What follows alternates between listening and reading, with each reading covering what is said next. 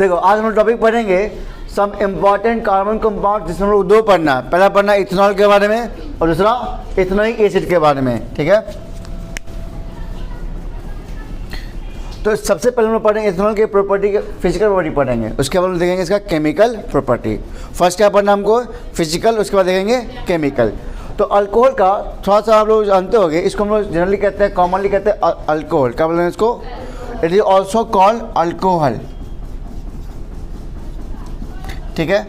अब अल्कोहल से आपको क्या समझ में आता है, कभी अल्कोहल का नाम सुने हो? क्या होता है कुलदीप?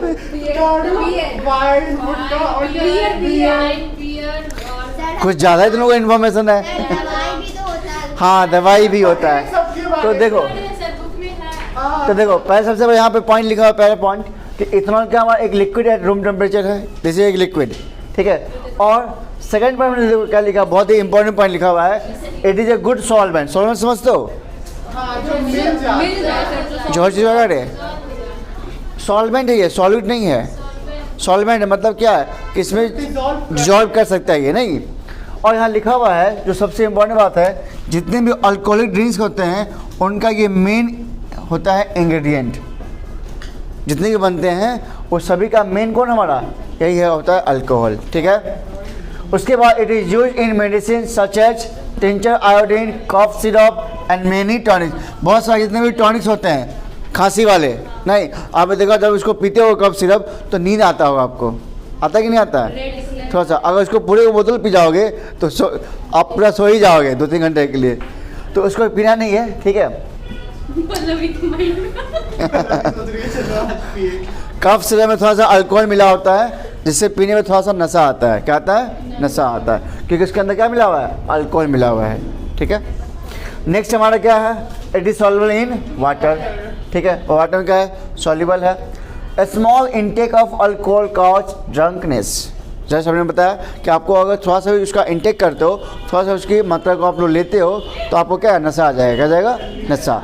तो small intake of alcohol causes drunkenness.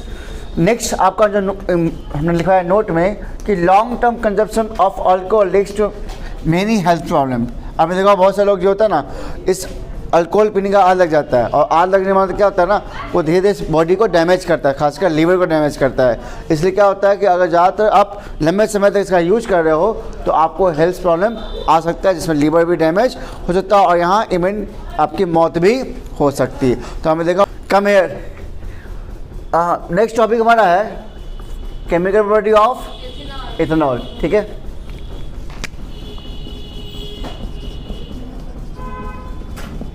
तो इसमें आपको दो ही पढ़ना है, ठीक है। फर्स्ट क्या, रिएक्शन विद सोडियम, ठीक है।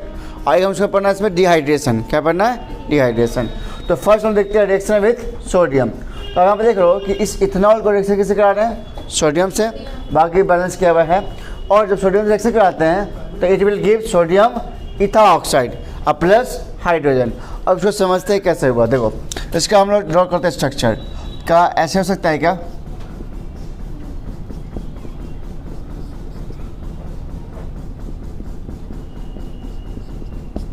ये OH है और रिएक्शन किससे करा रहे हैं हम लोग, सोडियम से रिएक्शन करा रहे हैं।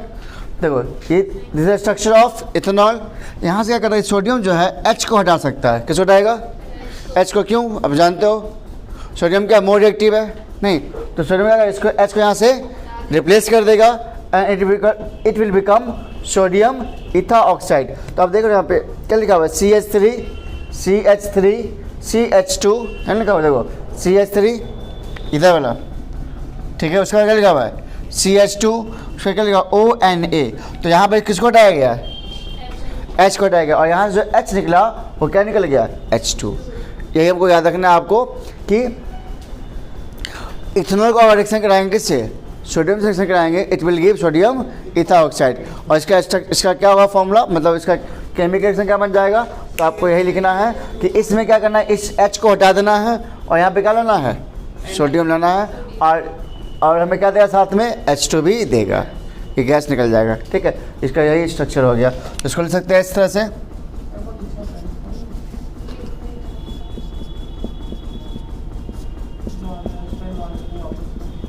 यहाँ पे जाएगा ONA, ठीक है, अब प्लस साथ में H2B, ये गैस है।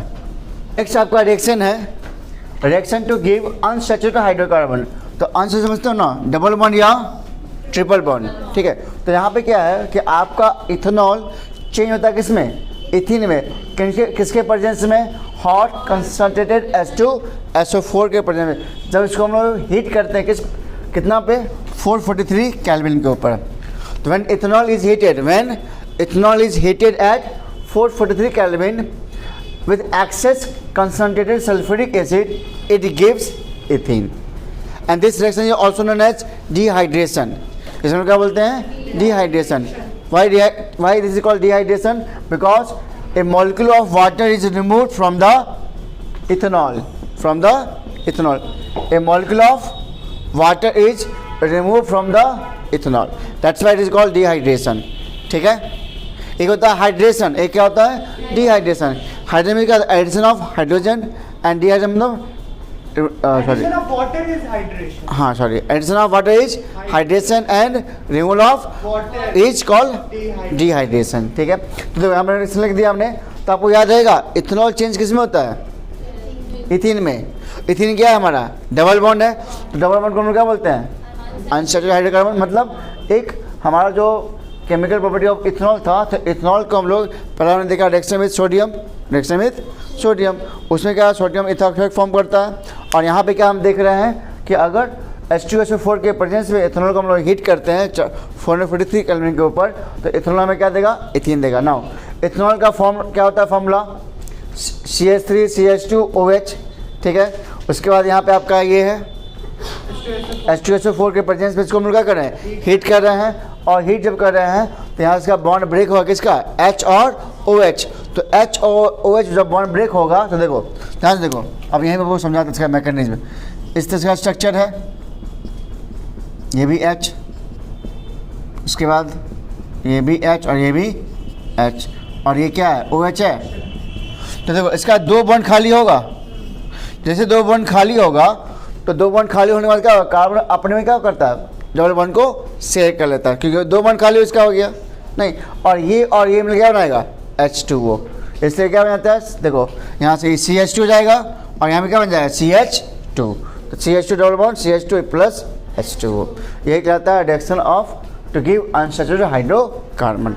तो ये हमारे प्रॉपर्टी थे किसके, इथेनॉल के थे, कि एक बॉन्ड इधर का निकल जाएगा और एक bond OH. इधर का। हाँ, कहने में तो यही हुआ कि H और OH बॉन्ड ब्रेक होगा और इसका दोनों बॉन्ड क्या यहाँ से जब दोनों बॉन्ड ब्रेक हो जाएगा तो ये कार्बन आपस में क्या करता है, शेयरिंग करके कंपाउंड को फॉर्म कर लेता है, ठीक है।